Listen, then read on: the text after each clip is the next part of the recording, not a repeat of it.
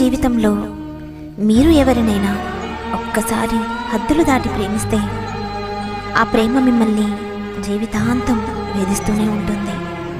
నా మనిషే కదా అని నేను అతిగా ఆశపడ్డాను.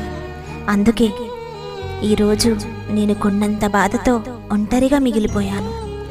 అందరికీ చెప్తున్నాను, గుర్తుంచుకోండి. ఒకప్పుడు మీరు చేసిన ప్రతి మెసేజ్కి రిప్లై ఇస్తూ చాటింగ్ చేస్తూ మిమ్మల్ని నవ్వించిన వాళ్ళు ఇప్పుడు మీ మెసేజ్ని చూసి కూడా రిప్లై ఇవ్వడం లేదు అంటే దాని అర్థం ఏంటో తెలుసా? వారికి మీరు కేవలం టైంపాస్ మాత్రమే అని. నేను నీ ప్రేమను భరించాను, నీ అలకను భరించాను, నీ కోపాన్ని భరించాను, నీ చికాకును భరించాను. ఇప్పుడు నీ దూరాన్ని కూడా భరిస్తున్నాను. భరించడమే ప్రేమైతే బహుశా ఈ ప్రపంచంలో నన్ను మించిన గొప్ప ప్రేమికురాలు ఉండదేమో. నీకోసం